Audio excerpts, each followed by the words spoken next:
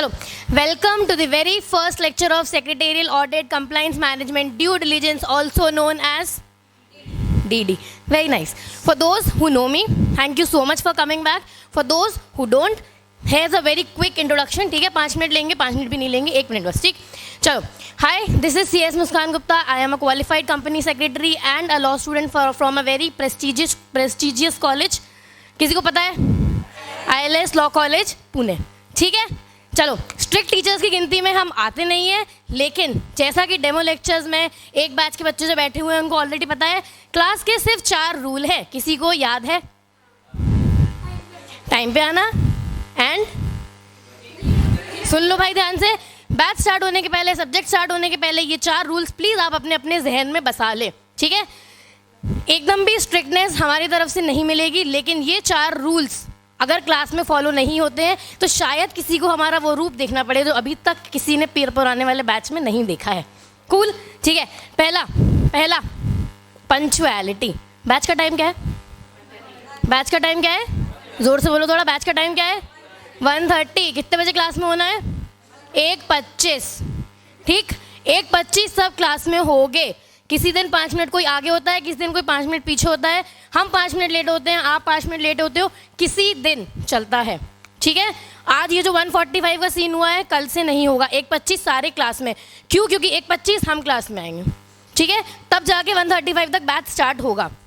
And कितने यहाँ पे जून, कितने दिसंबर वाले हैं? सब जून है आई गेस, सारे जून है. तो अपने पास टाइम नहीं है, इतनी अंडरस्टैंडिंग आई गेस सब में है. ठीक है, टाइम अपने पास नहीं है, अपन को फटाफट अच्छे से रटते हुए सब आगे बढ़ना है. ड्यू डिलिजेंस इजी सब्जेक्ट नहीं है. ठीक है, सो पहला 1:30 बजे 1:25 पे सब लोग क्लास में होंगे. ठीक, नेक्स्ट सिंसियरिटी. क्लास में रोज आना है. कोई भी ये एक्सपेक्ट प्लीज मत करना कि मैम आज नहीं आ पाए, आज बुखार था, आज खांसी थी, आज जुकाम था. नहीं चलेगा. ठीक है, क्लास में आके बैठना है, चाहिए पीछे जाके सो जाना, कान तो भी खुले रहते हैं. ठीक है, लेकिन क्लास में आपको रोज आना है. करेक्ट. तीसरी चीज़, हर किसी के पास DD की एक नोटबुक होनी चाहिए. मैम 7th 8th के बच्चे हैं क्या? नोटबुक होनी चाहिए. आप 7th 8th के बच्चे नहीं हो, हम 7th 8th के टीचर हैं. ठीक है, so I want a notebook for due diligence. ठीक, आपकी मर्जी है, मोटा रजिस्टर बनाना, पतला बनाना, नो इशूज़. क्यों? क्योंकि due diligence is all about रटना. ठीक है, अपन ने बैच में रट के यहीं ख़त्म करना है, तो नोटबुक सब लेके आएंगे. एवरीडे 1 2 3 क्वेश्चन दिए जाएंगे, 3 से ऊपर नहीं. ठीक है, किसी दिन वर्स्ट केस सिनेरियो लगता है कि ये भी इंपॉर्टेंट है तो 4 क्वेश्चंस. ठीक, ये 2-3 क्वेश्चंस आपको 2 बार लिख के रोज लाना है. करेक्ट. करेक्ट. क्यों? आई गेस पुराने बच्चों को समझ में आ रहा होगा क्यों बोला जा रहा है. ठीक है, 2 बार लिख के रोज क्लास में लाना है. नहीं आते हो तो with all due respect notebook बंद करके क्लास से बाहर निकल जाना. ठीक है, किसी को भी डिसरिस्पेक्ट करने में हमारा कोई भी इंटेंशन नहीं है, कोई इरादा नहीं है, ना हमें शौक है. ठीक है, सो कोई प्रॉब्लम नहीं है. मस्त नोटबुक बंद करना, आके बता देना कि मैम, और बता के जाओगे. ठीक है, कि मैम नहीं लिखा है, आउट ऑफ द क्लास. ठीक है, कोई किसी को कोई लिबर्टी नहीं है अनटिल अनलेस बहुत जेन्युइन रीज़न ना हो, जो कभी आपका होता नहीं है. ठीक है, एंड लास्ट, हर टेस्ट के बाद टेस्ट पेपर्स होते हैं. ठीक है, प्रैक्टिकली हर चैप्टर खत्म होने के बाद नहीं होगा, 2-3 दिन का गैप आपके पास होगा. ठीक है, सो वो 2-3 दिन का गैप जो आपके पास होगा उसमें प्रिपेयर करो फर्स्ट चैप्टर एंड आके आपको पेपर देना है. सो पेपर हर किसी को देना ही देना है. Am I clear on these 4 points? Cool. पहला पंक्चुअलिटी, थोड़ा जोर से बोलो. पहला पंक्चुअलिटी, दूसरा सिंसियरिटी, तीसरा नोटबुक. अच्छा, नोटबुक की एक चीज़ बोलना भूल गए. टेस्ट पेपर्स जो भी होंगे, सारे टेस्ट पेपर्स आपके नोटबुक के पीछे होने चाहिए. ड्यू डिलिजेंस में कितने चैप्टर है? 21. ठीक है, 20 से 21 चैप्टर है. ठीक, 21 चैप्टर के टेस्ट आपकी नोटबुक में होने चाहिए. क्यों? पहला टेस्ट से लेके 21 चैप्टर के टेस्ट तक आप में कितना इंप्रूवमेंट है उसका रिकॉर्ड आपको भी होना चाहिए और हमें भी होना चाहिए. ठीक है, ताकि बैच खत्म होने के बाद जिसको जहाँ पे लटका हुआ है अकॉर्डिंगली हम लोग उस पर इम्प्रूवमेंट कर सकें. समझ में आ गई बात? ठीक है, लास्ट, टेस्ट पेपर सबने देने हैं.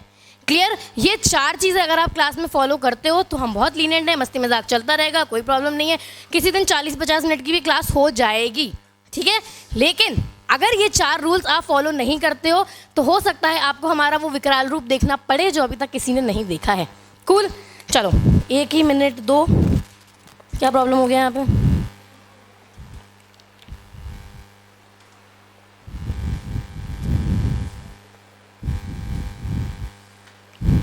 चलिए पहले थोड़ा हम लोग डीडी की फितरत से वाकिफ हो जाए। क्या हो रहा? ठीक है, सेटल, ठीक है, समझ में आ गया यहाँ तक? ठीक है, बाकी सब कूल है, चिल है, आराम से बिंदास अपन लोग आगे पढ़ते रहेंगे। ठीक, बैच कितने दिन चलेगा मैम? अराउंड 2 सवा 2 महीना चलने वाला है। ठीक, इंक्लूडिंग संडेज। संडेज को छुट्टी नहीं मिलने वाली है। क्यों? क्योंकि जून अटेम्प्ट है, दिसंबर अटेम्प्ट नहीं है, एंड ये जून का दिसंबर होते टाइम नहीं लगेगा। क्लियर? किसी को कोई प्रॉब्लम है? अभी बोलो। संडे को छुट्टी नहीं होगी। ठीक, कोई छुट्टी नहीं है। इसका मतलब ये भी नहीं है सुबह से लेकर रात तक डीडी क्लास होगी, नॉट एट ऑल। मैक्सिमम 2 घंटा, मैक्सिमम, उतना भी नहीं होगा। ठीक है, कूल। ठीक, अब आते थोड़ा हम लोग डीडी की फितरत की तरफ। कौन से मॉड्यूल में आता है ये? Very nice, second module, paper number 4। Second module में और कौन कौन सब्जेक्ट्स हैं? Okay, CRI, RCD and DD, right ना। CRI इज़ वेरी इंटरेस्टिंग, पता है सबको? नहीं पता है तो सुन लो, बहुत इंटरेस्टिंग है, आराम से स्कोर करते हो, प्रोवाइडेड आपके जैसे प्यारे प्यारे बच्चे क्लास अटेंड करें। ठीक है, देन RCD को बहुत लोग बहुत ज़्यादा हलवा समझते हैं। बाद में बैच के कैसे लगती है वो एक्सपीरियंस बच्चे हमारे बैठे हुए हैं, तो आप उनसे पूछ सकते हैं। ठीक है, otherwise again RCD is again very scoring. ठीक, नाउ जो प्रोफेशनल का पास आउट बच्चा है, एक बार उससे उठा के पूछना कि DD कैसा है। ठीक है, एक बार उससे पूछना, और जो अभी प्रोफेशनल दे रहा है एक बार उससे पूछना। आपको 2 डिफरेंट ओपिनियंस मिलेंगे। क्यों? पहले हम लोग बात करते हैं जो दे रहा है। ठीक है, हर किसी का ओपिनियन इज बहुत ही हलवा सब्जेक्ट है। हलवा सब्जेक्ट है मतलब एक्सट्रीमली इजी, एक्सट्रीमली इजी। अरे पढ़ो हो जाएगा, रटो हो जाएगा। ठीक है, कुछ नहीं है, अपने आप पढ़ना है, हो जाएगा, ऐसे हो जाएगा। नाउ अब बात करो प्रोफेशनल जो दे चुका है। ठीक है, प्रोफेशनल जो बच्चा दे चुका है, आप जब उससे बात करोगे तो वो आपको बोलेगा सबसे ज़्यादा ध्यान DD पे देना। क्यों? बिकॉज DD बहुत ज़्यादा सेंसिटिव सब्जेक्ट है। ठीक है, ये किसी भी लड़की की इमोशन से कम नहीं है, कितना सेंसिटिव सब्जेक्ट। ठीक है, नाउ वाई सुनो, बच्चों ने बोल दिया भाई DD हलवा है, DD हलवा है, DD हलवा है। ठीक है, DD को बुरा लगता है तो DD अपने कलर्स आपको एग्जाम में दिखाएगा। ठीक है, DD अपने कलर एग्जाम में दिखाएगा। कैसे?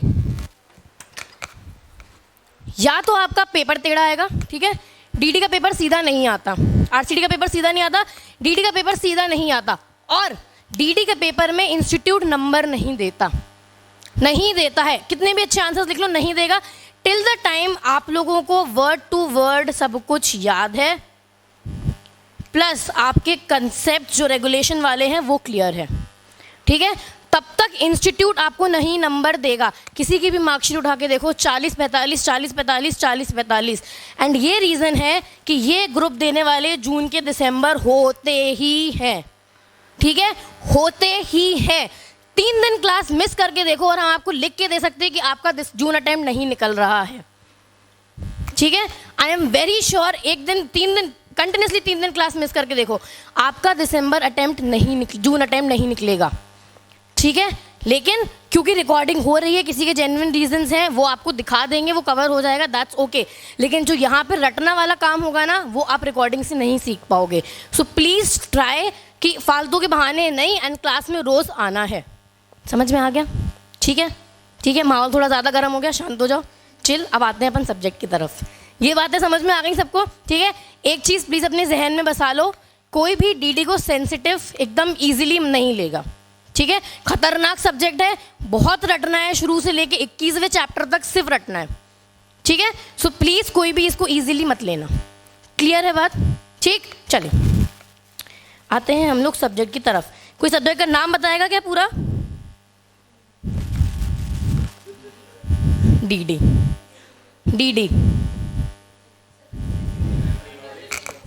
Secretarial audit. वाव, ये 3 वर्ड्स हैं, एक सेंटेंस है पूरा। हाँ, सेंटेंस है।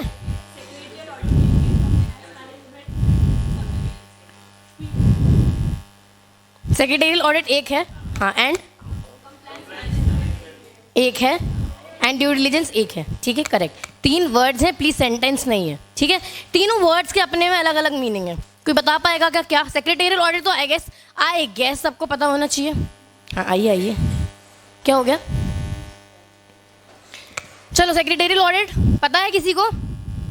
पता होना चाहिए। क्या होता है सेक्रेटेरियल ऑडिट? हाँ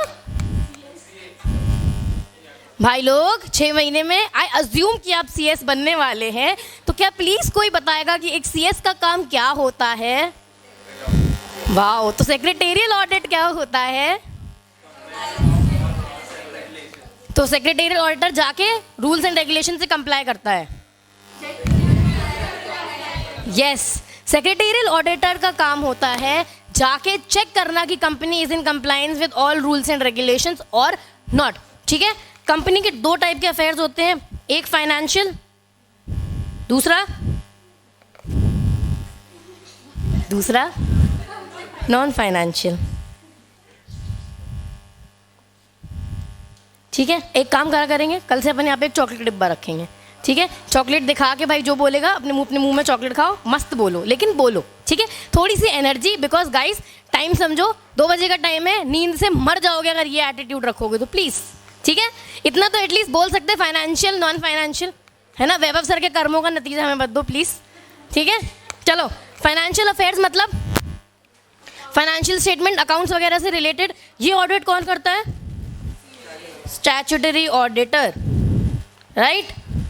नॉन फाइनेंशियल अफेयर्स मतलब company has to comply with many rules and regulations. ठीक है, बहुत सारे लॉज, बहुत सारे रूल्स, बहुत सारे रेगुलेशन से कंपनी को कंप्लाई करना है। ठीक, अब उसका कंप्लायंस कौन देगा कि कंपनी कंप्लाई कर रही है? नहीं, सेक्रेटेरियल ऑडिटर। ठीक है, ये सेक्रेटेरियल ऑडिटर कौन होता है? CS, practicing company secretary. Clear है? ठीक है, कंप्लायंस मैनेजमेंट आज अपन लोगों ने शुरू ही करना है, तो अपन वहां देखेंगे। ठीक है, अभी अपना माथा नहीं खपाते। ड्यू डिलिजेंस प्लीज कोई समझा दो, अरे समझा दो प्लीज। ड्यू डिलिजेंस क्या होता है? सांची के हिसाब से चेक करना। Anybody to elaborate? Due diligence क्या होता है? कितने प्यारे सीएस है, 6 महीने में सब सीएस बनने वाले, वाओ। ड्यू डिलिजेंस का मतलब क्या होता है? अच्छा, नोट्स पलट के कुछ नहीं मिलेगा उसमें, तो मत ढूंढो, चैप्टर ही नहीं है इतने अभी। क्या होता है भाई, कुछ तो बोलो। रिपोर्टिंग। ड्यू डिलिजेंस मतलब सब चेक करना before you enter into any arrangement, compromise, contract, anything. ठीक है, इससे पहले 2 कंपनी का कुछ मर्जर हो, ड्यू डिलिजेंस किया जाता है टू एंश्योर कि एवरीथिंग इज ओके, सब कुछ सही जगह है, सब कुछ काम से चल रहा है, एवरीथिंग इज परफेक्ट। ठीक है, दैट इज ड्यू डिलिजेंस। तो ये 3 डिफरेंट वर्ड्स हैं। प्रॉब्लम इज किसी भी सीएस स्टूडेंट को इन तीनों वर्ड्स का डिफरेंस नहीं मालूम होता है। अभी मालूम है? मालूम है। सेक्रेटेरियल ऑडिट मतलब ये इंश्योर करना कि कंपनी रूल्स एंड रेगुलेशन से कंप्लाई कर रही है, राइट।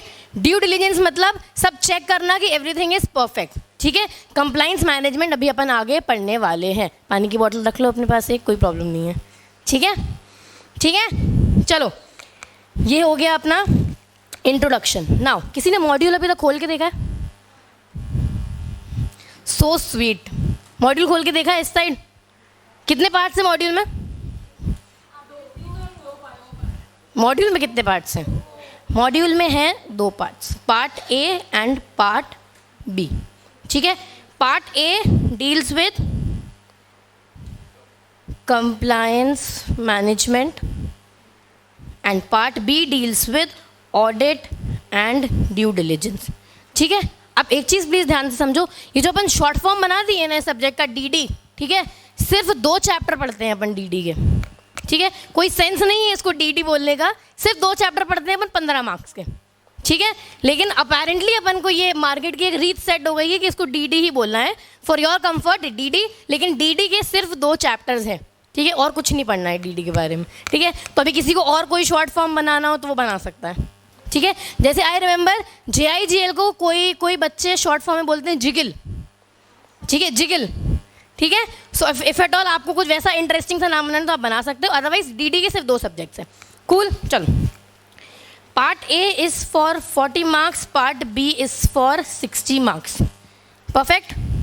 समझ में आ रहा है यहाँ तक? ठीक है। नाउ मॉड्यूल के हिसाब से 2 पार्ट्स हैं, part A compliance management, part B audit and due diligence. अपने हिसाब से यहाँ 3 पार्ट्स हैं, part A, part B and part C. Part A क्या है? Compliance management. पार्ट बी क्या है? ऑडिट। एक बार नहीं बोला हमने सेक्रेटेरियल ऑडिट है। पार्ट बी क्या है? ऑडिट। पार्ट सी क्या है? Due diligence.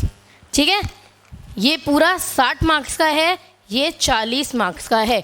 इतना फॉर्मेट सबको समझ में आ रहा? ठीक है। नाउ कंप्लायंस मैनेजमेंट वाला पार्ट मतलब part A is very easy. ठीक है, बहुत इजी है लेकिन पूरा रटना है। ठीक है, समझ में आया? पार्ट ए मतलब कंप्लायंस मैनेजमेंट वाला पूरा पार्ट बहुत इजी है, रीड करोगे होता है लेकिन रटना है। ठीक है, which is why it becomes very boring. ठीक, बोरिंग हुआ, बच्चा ऐसे ही पढ़ते पढ़ते सो गया, 3 पेज पढ़े सो गया, पार्ट ए नहीं होता है। ठीक है ना, part B and part C. Part B and part C बहुत टेक्निकल है। टेक्निकल इन द सेंस काफ़ी सारे रेगुलेशंस है जो अपन ने एग्जीक्यूटिव में सुनी है, कभी डिटेल में पढ़ी नहीं। यहाँ पे भी डिटेल में नहीं पढ़ना है लेकिन उनके चेकलिस्ट पढ़नी है। चेकलिस्ट पढ़ने के पहले आपको रेगुलेशंस पता होनी चाहिए, रेगुलेशंस के इन एंड आउट सब पता होना चाहिए, which is why it becomes very technical. ठीक है, सो यहाँ टेक्निकलिटीज़ हैं जिस वजह से ये पार्ट टफ बन जाता है। ठीक है, नाउ डीडी सॉल्व करने के 2 ट्रिक्स हैं। ठीक है, आपको इनमें से जो भी आजमानी हो अपने एटीट्यूड के हिसाब से आप आजमा सकते हो। ट्रिक नंबर 1, कितने लोग रटने वाले हैं? कितने लोग रटने वाले हैं श्रद्धा? एक। और कौन है जिसको रट जाता है अच्छे से? जो रट सकता है, इजीली रट सकता है कोई ऐसा? 1 2, कोई प्रॉब्लम नहीं, बिंदास बोलो। हम मैथ की प्रॉब्लम रट के जाते थे 5th में, बोलो। हाँ, तब नहीं समझती थी, अभी I am very good in maths. हाँ, और कोई है रटने वाला? 2 लोग, चलो कोई नहीं। 40 मार्क्स है ऊपर रटने के लिए। ठीक है, ये 40 मार्क्स को इतना स्ट्रॉन्ग करो कि यहाँ से एटलीस्ट 35 आप ले आओ। ठीक है, जो रट सकते हैं उनके लिए। ठीक है, जो रट सकते हैं वेल एंड गुड, इसको इतना स्ट्रॉन्ग करो कि यहाँ से एटलीस्ट 35 मार्क्स तो ला सकते हो। ठीक है, फिर आपको 60 में से अगर आप 20 मार्क्स भी लेके आए, समझ रहे? 60 में से 20, 40 का भी गलत करा तो भी चलता है। कितना हुआ टोटल? 55। डीडी में अगर 55 ले आए बहुत ही बढ़िया बात है।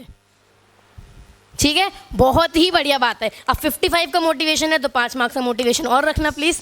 ठीक है, हमारे बेनिफिट के लिए थोड़ा 5 मार्क्स का मोटिवेशन और रख लेना। ठीक है, समझ में आ गया क्या? जिसको रटता है प्लीज़ ऊपर वाला रट के एकदम पक्का करो, एकदम पक्का, गलती होनी ही नहीं है वहाँ पे। ठीक, तो वहाँ से अगर आप 35, चलो 32 भी ले लेते और यहाँ से 25 भी ले लेते तो भी आप डीडी में बहुत अच्छे से पास हो जाओगे। करेक्ट। ट्रिक नंबर 2, जिसको टेक्निकल समझता है, ठीक है, जिसको प्रोसीजर समझता है, समझ के आंसर लिखने की आदत है तो भी अच्छा, एक चीज़ याद रखो, डीडी में आप समझ के अपने मन से आंसर नहीं लिख सकते। ठीक है, समझ के भी आपको बुक की ही लैंग्वेज लिखनी है। मेक श्योर बुक की ही लैंग्वेज लिखनी है। ठीक है, आई हैव ट्राइड कि मॉड्यूल में जो नोट्स में लैंग्वेज है वो थोड़ी सी ईजी हो जाए। ठीक है, स्टिल आपको वो लैंग्वेज याद करनी पड़ेगी। अब याद करनी क्या, एक पैराग्राफ रटते बैठना है नहीं, 4 रीडिंग डन। ठीक है, 3 से 4 रीडिंग ऑटोमेटिकली रटेगा। ठीक, सो इन लोगों को क्या करना है, 60 मार्क्स में से 40 भी अगर आप लोग ले आए, समझ में आ रहा? 60 में से सिर्फ 40, 20 की भी गलती करी तो भी चलता है, 40 में से 15 भी ले आए, कितना हुआ? ठीक है, पास, आराम से पास।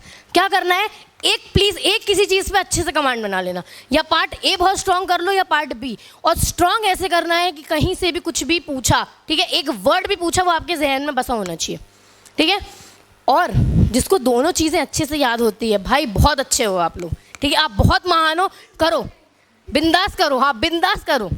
ठीक है, कोई प्रॉब्लम, बिंदास करो, किसी को कोई रिस्ट्रिक्शन नहीं है कि भाई इस पे फोकस मत करो, इस पे नहीं करो, दोनों चीज़ें याद होती, बिंदास रटो। ठीक है, कोई भी प्रॉब्लम नहीं है।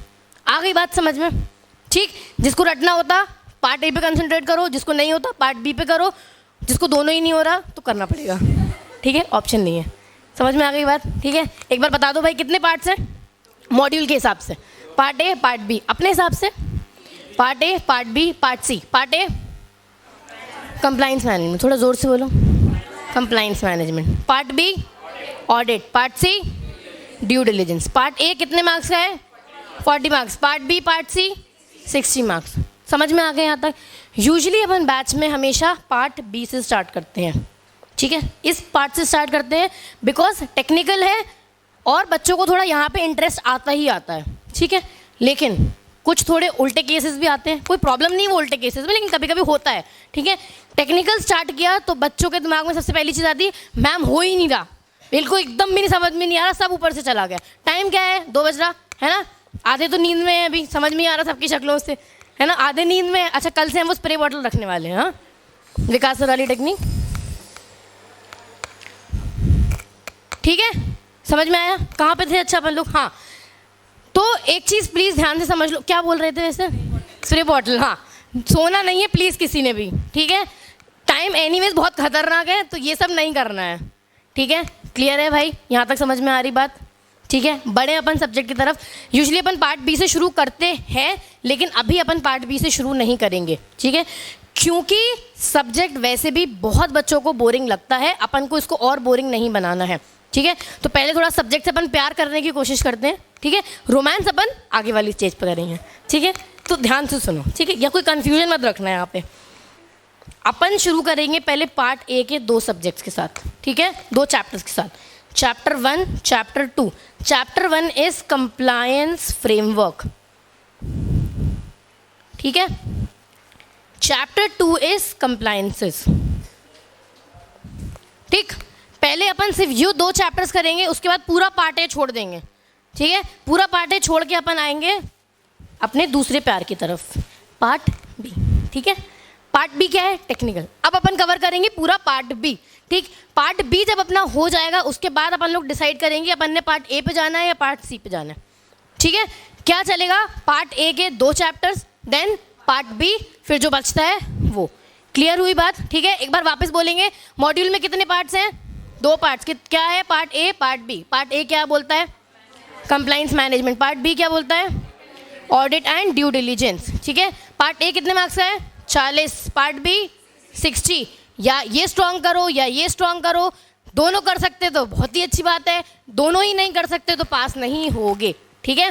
दूसरी चीज़, वर्ड टू वर्ड आंसर्स लिखने, जिस हद तक भी लिख सकते वहाँ तक, ठीक है। जो रट लेते वेल एंड गुड, श्रद्धा आपका टैलेंट यहाँ पे बहुत ज़्यादा काम आने वाला है।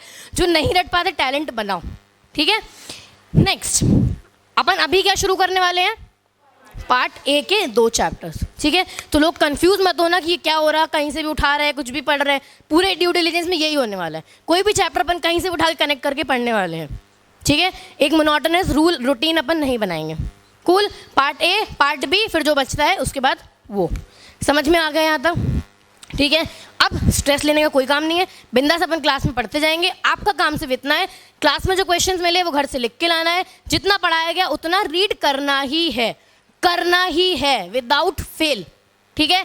1 घंटा डीडी को दो, जो आरसीडी में बैठने वाले हैं वो 1 घंटा प्लीज आरसीडी को दो, डन। उतना ही करना है आपको, ठीक है, क्योंकि काफ़ी सारी मेमोरी टेक्निक्स अपन याद करने वाले हैं एंड वो रटना पड़ेगा। कूल। लेक्चर स्टार्ट होने के 5 मिनट पहले रिवीजन, लेक्चर खत्म होने के बाद 5 मिनट रिवीजन कि लेक्चर में क्या हुआ है। सो जो लोग 1 दिन पहले मिस कर देते हैं वो प्लीज़ उस दिन 5 मिनट जल्दी आओ कि आपका एटलीस्ट कवर हो जाए, ठीक है।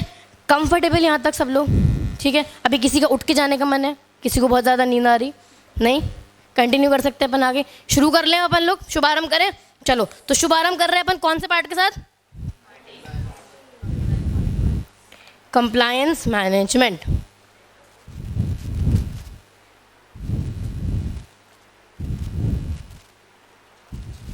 Chapter number 1 compliance framework.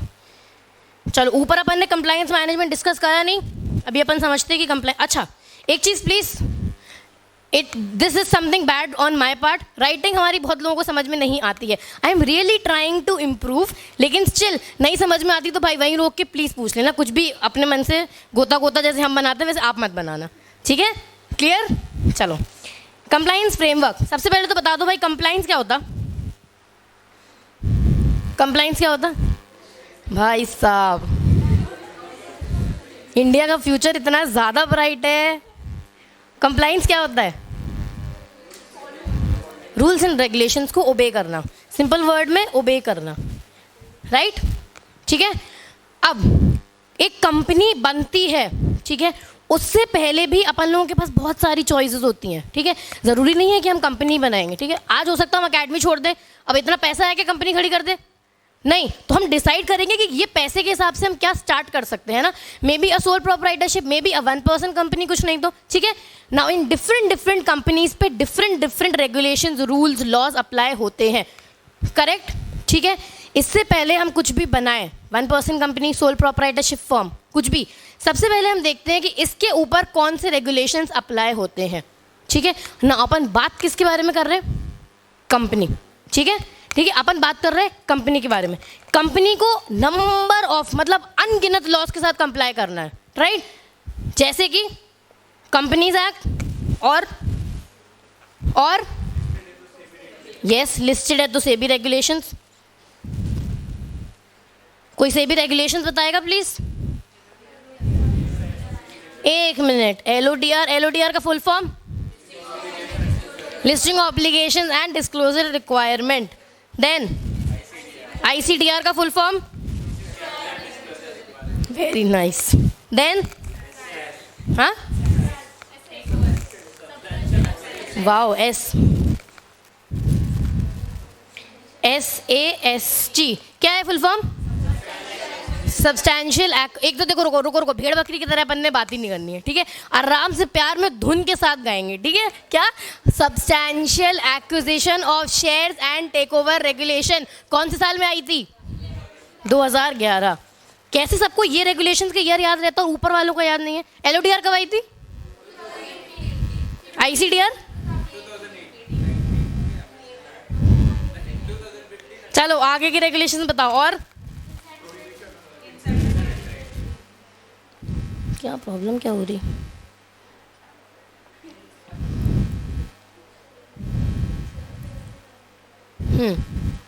Insider trading कब आई थी? 2012, 2015, ठीक है। 1 2 3 4 और बोलो। और पता है किसी को रेगुलेशंस? काफ़ी रेगुलेशन, 9-10 रेगुलेशन तो हैं ही आराम से। डेट सिक्योरिटीज, ठीक है। अब देखो, ये कुछ कॉमन चीज़ें हैं जो अपने एकदम अपन ने याद करते हुए ही चलना है, ठीक है।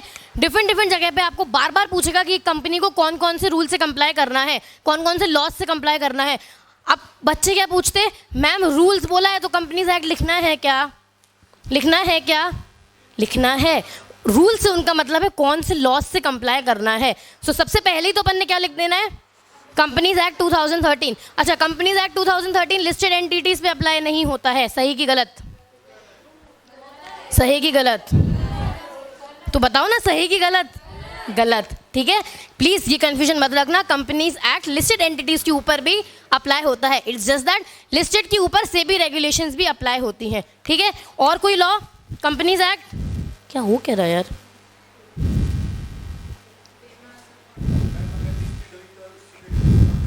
यस, SCRA, देन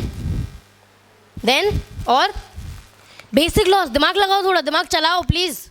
और okay, competition act, labour laws, very good, environment laws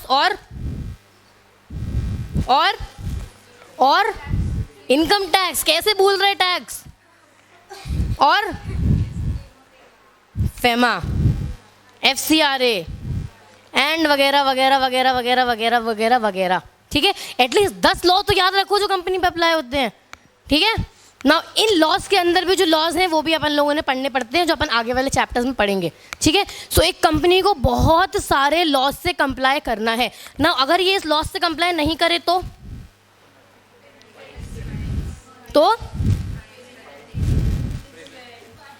penalties, और बस पेनल्टी देके छोड़ देते, फाइन, इम्प्रिजनमेंट एंड, नए बच्चे एकदम रट के आए हैं।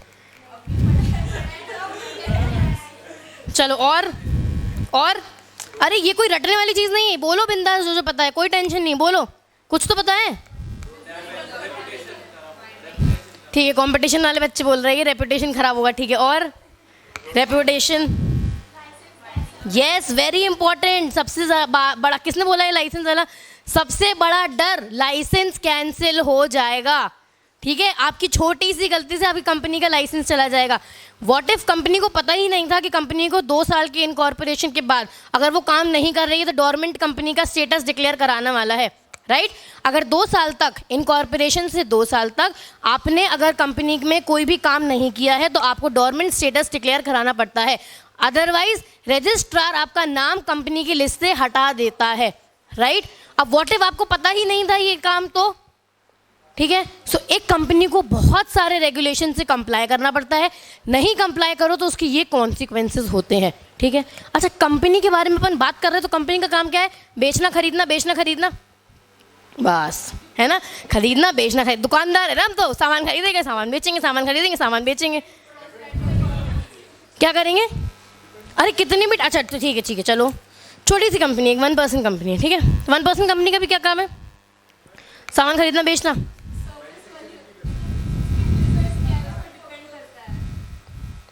एक कंपनी के पास सिर्फ यही काम है, सामान खरीदना या बेचना है, और भी बहुत काम है। When we are talking about a company, ठीक है, अगर sole proprietorship, firm for that matter, इनकी बात कर रहे हैं, फिर भी अपन बोल सकते हैं कि बेचना खरीदने का ही काम है। कंपनी के पास बहुत काम है। कंपनी को मैनेज कौन करता है? Board of directors, right? Board of directors को देखना है कि कंपनी का हर एक डिपार्टमेंट प्रॉपरली चल रहा है या नहीं, आगे कौन सी रिस्क कंपनी के पास आने वाली है, ये रिस्क से टैकल कैसे करना है, कर पाएंगे या नहीं, शेयर प्राइसेस ऊपर जाएगी कि नीचे, ऊपर जाएगी तो कैसे इसको बेनिफिशियल बनाना है, नीचे जाएगी तो कैसे ऊपर लाना है। बेचने खरीदने के सिवाय इनके पास और बहुत भी काम है, ठीक है। अपने जैसे वेले नहीं हैं ये लोग, ठीक है, इनके पास बहुत काम है, टाइम नहीं है इनके पास सोचने का। इसलिए हर कंपनी में एक लीगल डिपार्टमेंट होता है, ठीक है। क्यों? क्योंकि कंपनी के पास इतना काम है कि कंपनी को रेगुलेशंस याद ही नहीं रहती कि उनको कौन से रेगुलेशन से कंप्लाई करना है। समझ में आ रही बात? प्रैक्टिकल बात समझ में आ रही? ठीक है, कंपनी को याद ही नहीं रहता कि इतने रूल्स एंड रेगुलेशन में से एक रेगुलेशन भी मिस हुआ, पेनल्टी देनी है। ये ऊपर आपके बाप लोग बैठे हैं, आपको छोड़ देंगे क्या? भूल गया, हाँ बेचारा, छोड़ देंगे क्या? नहीं, ठीक है, ये नहीं छोड़ेंगे, ये आपका गला पकड़ने बराबर आएंगे। तो ऐसे में कंपनी क्या करे? क्या करे ऐसे में कंपनी? ऑनेस्ट मिस्टेक थी कि कंपनी भूल गई, ठीक है, अब क्या करे कंपनी? हाँ प्लीज।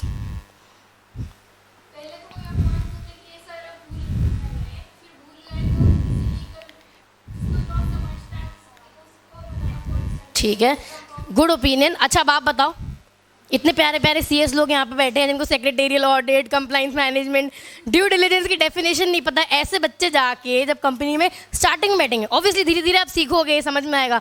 स्टार्टिंग के फर्स्ट ईयर में जब आप वहाँ जाके बैठोगे और आपसे कोई गलती हो गई तो ऑनेस्ट मिस्टेक थी, जानबूझ के तो इंटेंशनली आपने डेफिनेटली नहीं किया कि नहीं ये कंपनी का तो नुकसान करा के जाएंगे, है ना, 1.5 लाख रुपए की पेनल्टी तो भरवाएंगे। ऑनेस्ट मिस्टेक थी, राइट? क्या करोगे अब? हाथ पैर उनके जोड़ नहीं सकते आप ऊपर जाके, उनने तो आपका गला दबाना है। मेन सीरिया की तो बात ही नहीं है यहाँ पे, अभी पेनल्टीज की बात हो रही। हाँ, क्या करोगे? सोचो, प्रैक्टिकली सीएस हो, सोचो, प्लीज अज्यूम कर लो कि सीएस हो, क्या करोगे? अब गलती हो गई, अब क्या करोगे? क्या करोगे? क्या करेंगे? फाइन भरेंगे, ठीक। कब तक फाइन भरोगे? अगली बार फिर गलती हुई अब? अच्छा, फाइन छोटा मोटा होता है क्या? 2,000, 3,000, 4,000 रुपए? कंपनी को तो फर्क भी नहीं पड़ेगा 4,000 रुपए से, है ना। फाइन कितना होता? 25 लाख, 30 लाख, 1 करोड़। 1 करोड़ मजाक की बात है क्या? हर साल 1 करोड़ रुपए फाइन में दे दो। अभी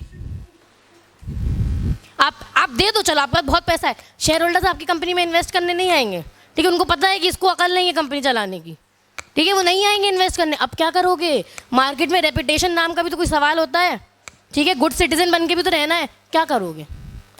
गधों, थोड़ा सा दिमाग चलाओ, क्या करोगे? Why so smart. क्या पढ़ रहे हैं अपन लोग? चैप्टर का नाम क्या है? क्या नाम है कि चैप्टर का? थोड़ा यहीं से दिमाग लगा लो। क्या करोगे? एक कंप्लायंस सिस्टम बनाएंगे। क्या? कंपनी को बहुत सारे रेगुलेशन से कंप्लाई करना है, अगर नहीं कर पाए तो बहुत पेनल्टी भरनी पड़ती है। अब ये हमारे या आपके इनकम टैक्स ना भरने की बात नहीं हो रही, ठीक है, अपन इनकम टैक्स नहीं भरेंगे तो भाई थोड़ा सा पैसा लगता है, राइट। ये कंपनी की बात हो रही है, ये करोड़ों में खेलते हैं, ये 1,000 2,000 में बात नहीं करते, ठीक है, समझ में आ रहा। तो ये अवॉइड करने के लिए कंपनी से ऑनेस्ट मिस्टेक होती है। अपन ने क्या बना लिया कि कंपनी तो सब जानवर ही है ना, ये सब इंटेंशनली करते हैं, नहीं, कंपनी से भी ऑनेस्ट मिस्टेक होती है, राइट। तो ये ऑनेस्ट मिस्टेक से बचने के लिए कंपनी को हमेशा एडवाइस किया जाता है कि आप एक कंप्लाइंस मैनेजमेंट सिस्टम बना लो। समझ में आया? Now very common question, ma'am compliance management system क्यों पढ़ा रहे हैं, हम तो कंप्लाइंस फ्रेमवर्क की बात कर रहे थे। आया क्या किसी के दिमाग में क्वेश्चन? नहीं आया होगा तो अब ले आओ। हाँ, कंप्लाइंस मैनेजमेंट सिस्टम पे कहाँ से आ गए अपन तो कंप्लाइंस फ्रेमवर्क पढ़ रहे हैं। Wow, thank God, thank you so much. Compliance management system, compliance framework दोनों सेम ही बात है। तुक्का मारा था कि जेन्युइनली बोला? तुक्का मारा था, सो स्मार्ट। यस, ठीक है, कंप्लाइंस फ्रेमवर्क थोड़ा सा ब्रॉड वर्ड है, कंप्लाइंस मैनेजमेंट सिस्टम वही है कि आप कंपनी के कंप्लाइंसेस को मैनेज कैसे करोगे, ठीक है।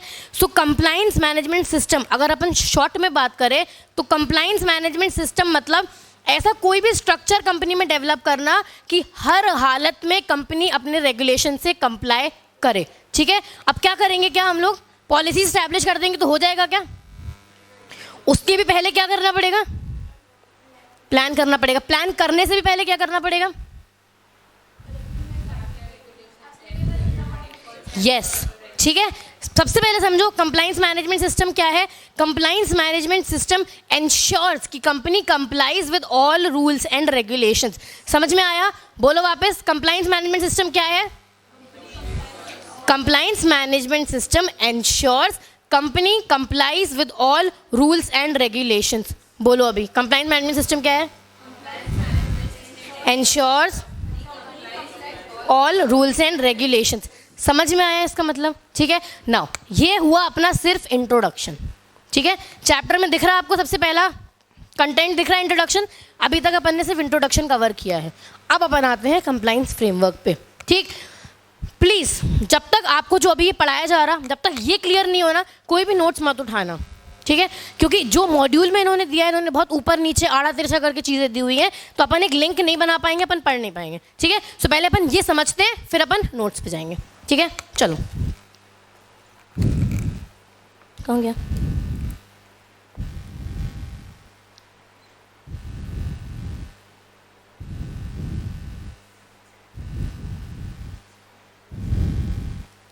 किसी को कुछ नोट डाउन वगैरह तो नहीं करना है अभी?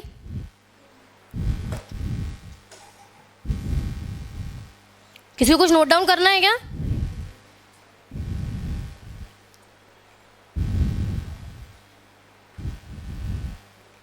चलो, अपन आ गए कंप्लायंस मैनेजमेंट सिस्टम तक।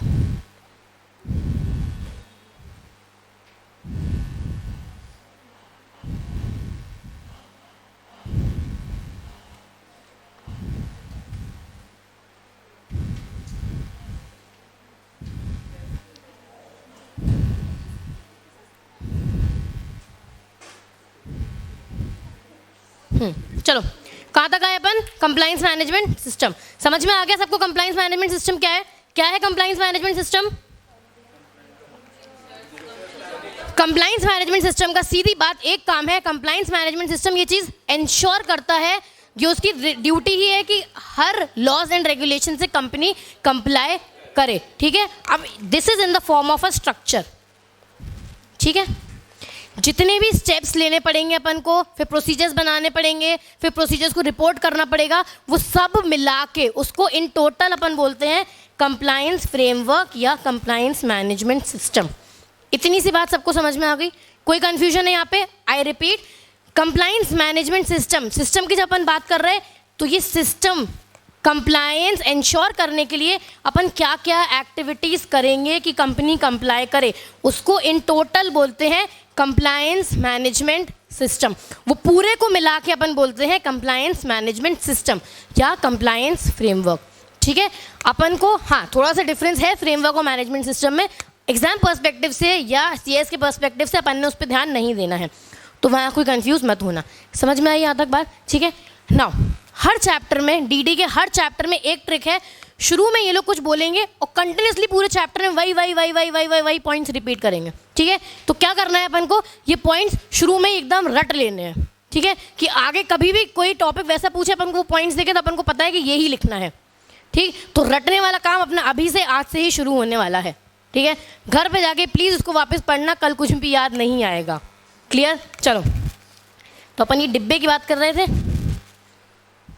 ये क्या था अपना?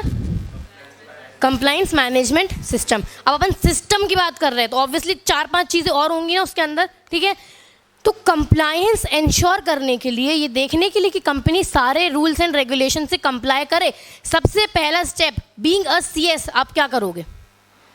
एक सीएस अपने आप को सबसे पहले एज्यूम कर लो कि अब आप सीएस हो। ठीक है, आज से 2.5 महीने तक आप सीएस हो। ठीक, भाड़ में गया जून अटेम्प्ट, आप सीएस हो।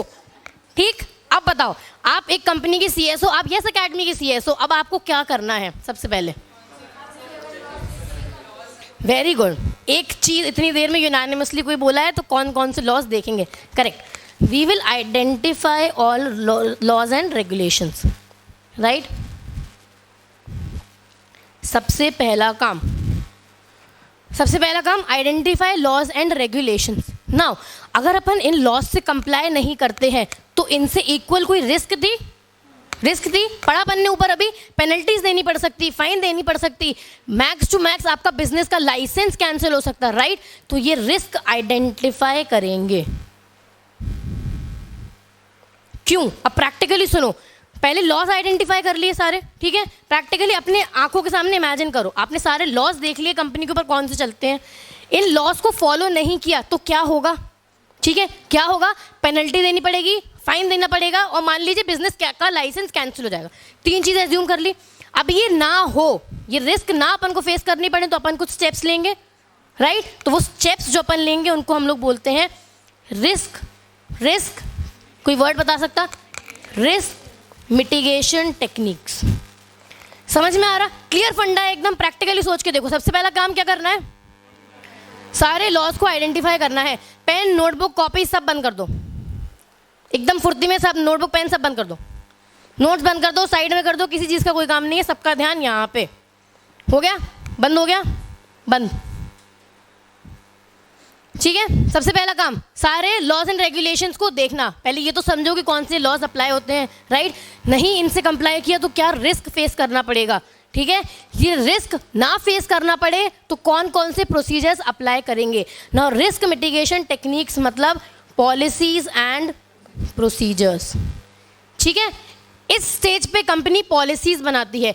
क्या पॉलिसीज? कि भाई सारे एम्प्लॉयज को पहले ट्रेन करो, ठीक है, उनको समझाओ कि ऐसे ऐसे लॉज से कंप्लाई करना है, नहीं करोगे तो आपका भी लाइसेंस हट सकता है, आप भी कंपनी से निकाल ले जा सकते हो, राइट। उनको ट्रेन करो। दूसरा, इंश्योर करो कि हर हालत में ये पॉलिसीज कंपनी में चलनी ही चाहिए। ठीक है, इनके सिवाय कुछ नहीं होगा। जैसे कि फैक्ट्रीज में, ठीक है, फैक्ट्रीज में वर्कर्स के सेफ्टी के लिए कुछ प्रोविजंस बनते हैं, वो प्रोविजंस फॉलो होने ही है। क्यों? नहीं किया तो आप फैक्ट्रीज एक्ट के अंदर आपको पेनल्टीज देनी पड़ेगी। ठीक है, वैसे ही रिस्क आइडेंटिफाई करके ये ना फेस करना पड़े हम लोग पॉलिसीज बनाते हैं। Am I clear? ठीक है, नेक्स्ट क्या करेंगे अपन? पॉलिसीज बना ली, हो गया। अब तो अपन लॉ से कंप्लाई कर लेंगे।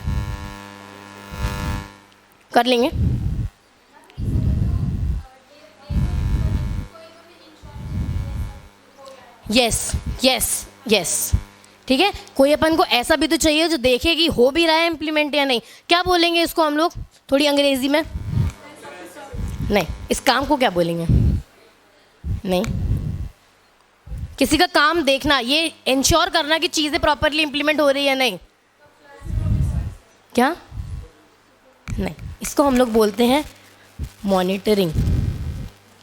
ठीक है, अच्छा कंफ्यूज प्लीज कोई परेशान मत हो, ये जितने स्टेप्स अपन पढ़ रहे हैं पूरे चैप्टर में यही पढ़ने हैं अपन ने। ठीक है, डिटेल में आगे घिस घिस के पढ़ना है इसको, अभी समझ लो बस। ठीक है, अब मॉनिटरिंग का एक बहुत अच्छा एग्जाम्पल सुनो। इस एकेडमी का ओनर कौन है? और बोलो तेज, कोई प्रॉब्लम थोड़ी है। कौन है वो एकेडमी का ओनर? कोई डाउट है इस चीज़ में? चलो, इनके अंडर कुछ फैकल्टीज काम कर रही। चिराग सर, वैभव सर, राइट। अभी अपन प्रोफेशनल की बात करते हैं। अब विकास सर तो ऑब्वियसली अपने अंडर काम नहीं कर रहे हैं ना, तो विकास सर की बात नहीं कर रहे हैं अपन। ठीक है, so Chirag sir, me and Vaibhav sir, right. Chirag sir के पास कितने सब्जेक्ट हैं?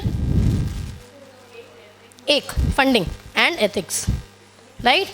हमारे पास DD and RCD, web sir के पास 3, CRI, MCS and insolvency, right. ठीक है, अब विकास सर ओनर है, विकास सर ने तीनों लोगों को दे दिया सब्जेक्ट, विकास सर ने तीनों को बोला तुम लोग खुला सांड हो, जो करना करो। वैसे होगा क्या? खुला सांड हो भाई, जो करना कर, बच्चे तुम्हारे हैं, जो करना करो, पेपर खत्म कराना करो, नहीं कराना मत करो, मेरा काम था तुमको सब्जेक्ट देना, मैंने दे दिए। होगा क्या? अब वैसे ही कंपनी में पॉलिसीज बना के कुछ होगा क्या? विकास सर को इंश्योर करना पड़ेगा कि ये अपना काम कर रहे हैं कि नहीं, राइट। बार बार मीटिंग्स होती हैं, बार बार पूछा जाता है कहाँ तक पहुंचे भाई, 2.5 महीने में बैच खत्म हो रहा कि नहीं हो रहा है ना, बच्चे समझ रहे हैं कि नहीं समझ रहे, इंप्रूवमेंट हो रहा कि नहीं हो रहा, रैंक मटेरियल कौन है, मोटिवेट कर रहे हैं रैंक के लिए कि नहीं हो रहा। क्यों पूछा जाता है ये बार बार? ताकि इंश्योर करने के लिए तीनों लोग राइट ट्रैक पे हैं या नहीं, करेक्ट। वैसे ही कंपनी में मान लीजिए विकास सर ने सिर्फ पॉलिसीज बना दी, खुला सांड की तरह छोड़ दिया, होगा क्या? नहीं ना, इस सांड को कंट्रोल करना पड़ेगा। सुनाओ, इसलिए मॉनिटरिंग इज इंपॉर्टेंट। ठीक है, समझ में आया मॉनिटरिंग? अभी याद रहेगा। कितने सब्जेक्ट है? 3। पहला कौन सा है? MCS, दूसरा कौन सा है? CRVI एंड तीसरा इज इंसॉल्वेंसी। ठीक है, 3 सब्जेक्ट्स हैं। अब एक बात बताइए, विकास सर ने 3 सब्जेक्ट तीनों लोगों को अलॉट कर दिए, ठीक है, कि आपका ये सब्जेक्ट है, आपका ये सब्जेक्ट है, आपका ये सब्जेक्ट है। अब क्या ये इनको खुला सांड की तरह छोड़ देते हैं कि भाई देख तू अपना सब्जेक्ट देख, तू अपना सब्जेक्ट देख, तू अपना सब्जेक्ट देख, मेरा कोई मतलब नहीं है, तू तेरा 2.5 महीने में खत्म हो रहा, ठीक है, तेरा 2.5 महीने में हो रहा, 3 महीने में हो रहा, जितने भी करना है तुम्हारा है, ठीक है, सब तुम्हारा है, मेरे कोई मतलब नहीं है। वैसा होता है क्या? नहीं। ही कंटिन्यूसली कीप्स ऑन चेकिंग कि आपका 2 महीने में हुआ है क्या, आपका जितना टाइम था उतने में हुआ है क्या, आपका जो है वो सब चल रहा है या नहीं। अगर आपके में ये खराब है तो यहाँ पे आपको ये इंप्रूव करना है या यहाँ पे आपको ये इंप्रूव करना है, right. So this is called as monitoring. ठीक है, कि देखते रहना कि भाई आपने एक बार पॉलिसीज सेट तो कर दी, लेकिन अब क्या है ये पॉलिसीज प्रॉपरली इंप्लीमेंट हो रही है या नहीं। ठीक है, so this is called as monitoring. तो अपन लोगों ने क्या क्या देख लिया स्ट्रक्चर में? सबसे पहला आइडेंटिफिकेशन ऑफ लॉज, राइट। दूसरा क्या था? ये लॉज हैं, ये वाले लॉज हम लोगों को फॉलो कर रहे हैं, ठीक है। अगर ये लॉज फॉलो नहीं करे तो क्या? रिस्क असेसमेंट, ठीक है, इनसे रिलेटेड अगर इन लॉज को फॉलो नहीं किया, इनको कंप्लाई नहीं किया, तो क्या क्या रिस्क हम लोगों को फेस करनी पड़ेगी नेक्स्ट। ठीक है, अब रिस्क क्या फेस करनी पड़ेगी? पेनल्टीज देने पड़ेंगी, फाइन्स देने पड़ेंगे, ये सब डिस्कस कर लिया अपन ने। अगर अपन को ये रिस्क नहीं फेस करनी है तो अपन को क्या पॉलिसीज कंपनी में बनानी चाहिए? ये क्या था? Risk mitigation techniques. नेक्स्ट अपन लोगों ने देख लिया भाई पॉलिसीज बना देने से कुछ नहीं होगा, इनको कंटिन्यूसली मॉनिटर करना पड़ेगा। मॉनिटर करना पड़ेगा मतलब क्या? आपको देखना पड़ेगा कि प्रॉपरली ये चीजें इंप्लीमेंट भी हो रही हैं या नहीं। ठीक है, नेक्स्ट लास्ट आता है रिपोर्टिंग। ठीक है, अकाउंटेबिलिटी जरूरी है, एक दूसरे को रिपोर्ट करना जरूरी है। इफ एट ऑल आप लोग एक दूसरे को रिपोर्ट नहीं करते हैं तो कोई भी चीज प्रॉपरली इंप्लीमेंट नहीं होगी। ठीक है, एक जो लोअर मोस्ट अथॉरिटी है उसको सुपीरियर अथॉरिटी को रिपोर्ट करना जरूरी है, इस अथॉरिटी को और एक सुपीरियर अथॉरिटी को रिपोर्ट करना जरूरी है, उस सुपीरियर अथॉरिटी को फॉर से highest authority board of management को रिपोर्ट करना जरूरी है। सो ये क्यों होता है? ताकि कंपनी में एक अकाउंटेबिलिटी बनी रहे और ये पता चलता रहे कि क्या क्या पॉलिसीज प्रॉपरली फॉलो हुई हैं और क्या क्या पॉलिसीज प्रॉपरली नहीं हुई है। तो ये 5 मोटा मोटी स्टेप्स जो अपन पढ़ रहे हैं, ये ही पूरे चैप्टर में अपन को पढ़ना है। ठीक है, सो ये 5 स्टेप्स अपन लोगों ने एकदम रट लेने हैं। ये स्ट्रक्चर को अपन पूरा क्या बोलते हैं? कंप्लायंस फ्रेमवर्क या कंप्लायंस मैनेजमेंट सिस्टम। ठीक है, सो भाई आज के लेक्चर में अपन लोगों ने क्या देख लिया? सबसे पहली चीज, मॉड्यूल 2 पार्ट में डिवाइडेड है। क्या? Part A, part B. Part A कितने मार्क्स का है? 40 marks. Part A deals with compliance management, cool. Part B क्या था? Audit and due diligence. अपन इसको अलग 2 पार्ट में पढ़ेंगे, ऑडिट अलग, ड्यू डिलीजेंस अलग, लेकिन मॉड्यूल के हिसाब से this is part B for 60 marks. जिसको रटना जमता है वो 40 स्ट्रॉन्ग करो, जिसको टेक्निकल जमता है वो 60 स्ट्रॉन्ग करो। ठीक है, स्ट्रॉन्ग करो मतलब यहाँ पे आपको स्कोर करना है। 60 में से 20 ले आए, 25 ले आए या 40 में से 15-20 ले आए, नहीं चलेगा। या तो दोनों स्ट्रॉन्ग रखो, वेल एंड गुड। अगर वो कर सकते नहीं हो रहा तो एक काम करो प्लीज, या तो पार्ट ए अपना स्ट्रॉन्ग रखो या पार्ट बी, क्योंकि अगर आपने यहां से 40 स्कोर किया और यहां से 15 भी किया, आप पास अच्छे नंबर से एटलीस्ट हो जाओगे। ठीक है, देन हम लोगों ने क्या डिसाइड किया? पहले पार्ट ए के अपन 2 चैप्टर्स पढ़ रहे हैं। ठीक है, रैंडमली पढ़ रहे हैं अपन पार्ट ए के 2 चैप्टर्स। कौन सा? Compliance framework and compliances. ठीक है, पहले दोनों चैप्टर। इसके बाद नीचे के 7 चैप्टर्स हैं टोटल पार्ट ए में। ठीक है। सो नीचे के 5 चैप्टर अपन छोड़ेंगे, अपन आएंगे पार्ट बी पे। ठीक, पार्ट बी पूरा टेक्निकल है, वो करने के बाद वील डिसाइड कैसा अपन को कंफर्टेबल हो रहा, पार्ट ए अच्छा लग रहा, पार्ट बी अच्छा लग रहा है या पार्ट सी। ठीक है, उसके अकॉर्डिंगली अपन डिसाइड करेंगे। सो आज अपन ने एक ही टॉपिक स्टार्ट किया है, खत्म कुछ भी नहीं हुआ, एक बहुत बेसिक सा डिस्कशन हुआ है, क्या अबाउट कंप्लायंस मैनेजमेंट। ठीक है, क्या समझा अपन लोगों ने कि कंपनी को बहुत सारे रूल्स एंड रेगुलेशंस लॉज से कंप्लाई करना है। अगर ये कंपनी कंप्लाई नहीं करती है तो उसको बहुत सारे रिस्क फेस करने पड़ते हैं, जैसे कि पेनल्टीज, एट मैक्स लाइसेंस चला जाएगा बिजनेस का, राइट। सो ये रिस्क अवॉइड करने के लिए इट इज ऑलवेज एडवाइजेबल कि कंपनी क्या बनाए, कंप्लायंस मैनेजमेंट सिस्टम। सो मोटा मोटी कंप्लायंस मैनेजमेंट सिस्टम का काम क्या है, टू एंश्योर कि company is in compliance with all rules and regulations. ठीक है, अब जब अपन सिस्टम की बात कर रहे हो, सिस्टम में देयर आर डिफरेंट एक्टिविटीज, जो टोटल मतलब सारी एक्टिविटीज मिला के, सारी एक्टिविटीज अपन देखेंगे तो ये सारी एक्टिविटीज मिला के ये चीज इंश्योर करती हैं कि कंपनी के जितने लॉज रूल्स रेगुलेशंस जितने भी कंपनी पे एप्लीकेबल हैं वो सब कंप्लाई हो। ठीक है, इन सब एक्टिविटीज को मिला के जो फ्रेमवर्क बनता है that is called as compliance framework और कंप्लायंस मैनेजमेंट सिस्टम। ठीक है, फ्रेमवर्क को बनाने के लिए, सिस्टम बनाने के लिए 5 चीजें करना जरूरी है। सबसे पहले क्या, कौन से लॉज अप्लाई होने हैं वो देखो, इन लॉज से रिलेटेड क्या रिस्क है, अगर ये लॉज फॉलो नहीं करे तो क्या आपको ऑब्लिगेशंस है, वो ये ऑब्लिगेशंस ना आए तो आप लोग क्या क्या प्रोसीजर स्टैब्लिश कर सकते हो कि ऑब्लिगेशन ना आए। अब प्रोसीजर स्टैब्लिश करने से ही सब कुछ हो जाएगा क्या, जी नहीं, प्रोसीजर स्टैब्लिश कर दिया, अब इसको देखना जरूरी है कि प्रॉपरली इंप्लीमेंट हो रहा है नहीं। And last but never the least is reporting. ठीक है, सो आज अपन लोगों ने कुछ भी नहीं पढ़ा है, अगर आप देखोगे सिर्फ इंट्रोडक्शन हुआ है। ठीक है, सिर्फ पहला पैराग्राफ इंट्रोडक्शन दिख रहा है नोट्स में, सिर्फ वो हुआ है, कंप्लायंस फ्रेमवर्क के बारे में थोड़ा सा अपन ने समझा है। ठीक, कल अपन लोग full proof compliance framework and compliance start पढ़ने वाले हैं। ठीक है, आज के लिए कोई भी होमवर्क नहीं है, कल से अपन लोग 2-2 एक-एक क्वेश्चंस रोज प्रैक्टिस करा करेंगे ताकि आपको ये जो पॉइंट्स हैं वो एटलीस्ट रट जाए। ठीक है, ठीक है, so we can call it a day. Cool, चलो, thank you so much, I will see you tomorrow.